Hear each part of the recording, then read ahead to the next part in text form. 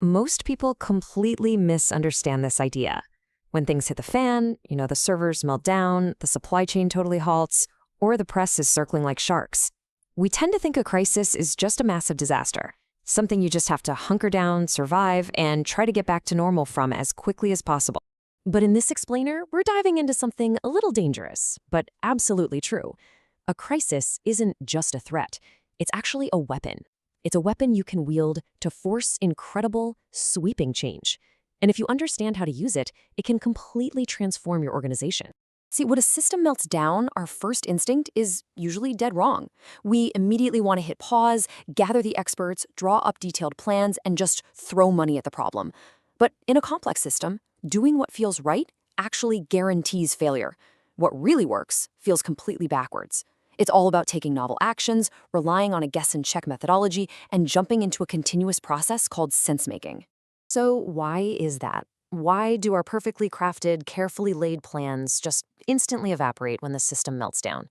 Why do leaders in the highest stakes environments, we're talking situation rooms, Fortune 500 boardrooms, fumble the ball when a real crisis hits? Well, to understand why our instincts betray us, we have to look at a massive misconception about how we work. Which brings us to takeaway number 1, the greatest organizational lie. We all love to believe that logic, mild incentives, and a really polished slide deck control our organizations. But that is simply a myth. A complex system is made of machines and humans. You can update machines slowly, but us humans, we run on this automatic, invisible autopilot called System 1 thinking. We very rarely question our habits. That means organizations naturally and stubbornly resist change. You can't just logic or persuade your way out of locked-in behavior. Real change is basically impossible during normal times. Stasis is the default, right up until something violently breaks. As the author Norman MacLean so bluntly put it, the universe, she is a bitch. I mean, no matter how much we prefer stability, no matter how hard we cling to our comfortable illusions, the universe is eventually going to deliver a fundamental surprise. A moment where reality just shifts way faster than your existing structures can possibly respond. And when that happens, most organizations completely panic. They scramble to put the pieces back exactly how they were before. But here's the part almost everyone misses. What if a system failure isn't just something to survive? What if everything breaking is exactly what you need? And that brings us to our second key takeaway, the hidden gift of chaos. Look, nobody enjoys the heat of the moment, for sure. But a crisis is not just a stressful headache. It is actually a rare, hyper-compressed window of opportunity. It's this tiny window where the impossible suddenly becomes mandatory. During this brief, super intense window, that normal, stubborn resistance to change just evaporates. Frozen bureaucratic structures that literally haven't shifted in a decade, suddenly they start to move. Usual power dynamics completely invert. And if you actually know what you're doing, a crisis engineer can operate at like 100 times their normal leverage. You can achieve transformations in a few days that would normally take years, if they ever happened at all. But, this window closes fast. You gotta act deliberately before it shuts. So, obviously, that raises a pretty massive question. If a 3-week planning session is totally useless while the system is actively burning to the ground, how do you actually harness this chaos? If you can't plan your way out, what is the actual mechanism for fixing it? That leads us right to takeaway number 3, the sense-making solution. The crucial concept here is sense-making. When you're in a crisis, your mental model of the world is completely out of date. Sense-making is essentially this ongoing process of forcing the system to react, just so you can figure out what is actually happening in reality, not just what's happening on paper. You can't just sit back and passively observe. You have to act to understand. To pull this off, you need a rapid-fire toolkit. Step 1, establish a crisis center. Get a physical or virtual center of gravity to pull the right people together. Step 2, map the system. And no, I don't mean looking at some dusty old manual. You have to embrace the messiness.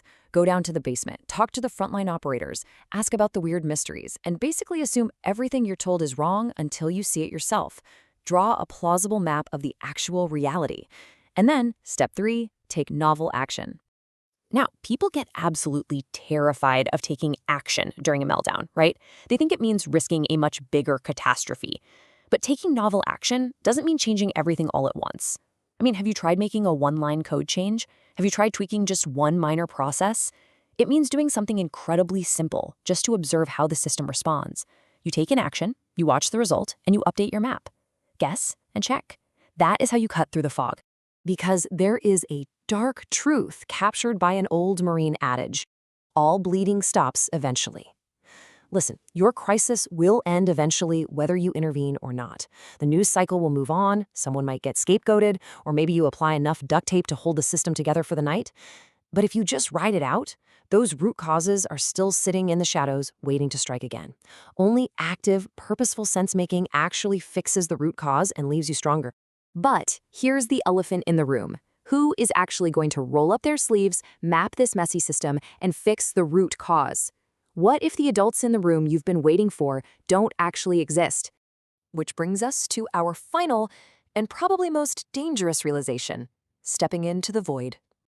The biggest misconception we carry around, and seriously, this is validated at the absolute highest levels of government and billion-dollar corporations, is that at the very top of the ladder, there is a secret room full of experts who know exactly what they are doing. We all assume someone, somewhere, has the master plan. But the truth is, there is no other room. You have to completely abandon the wait for a savior. As our source material so boldly puts it, there is no other room and there are no grown-ups. No one is coming. It is up to us. Stepping into that void with courage and clarity, even when you are totally terrified and the system is melting down all around you, is literally the only way forward. You have to be the one to start the sense-making process. So, I want to leave you with this final, critical thought to reflect on. The next time reality shifts way faster than your organization can possibly handle, the next time everything breaks, the alarms are blaring, and those old plans fail, are you going to freeze and wait for a savior who isn't coming? Or will you step up, embrace the chaos, and use the crisis as a weapon?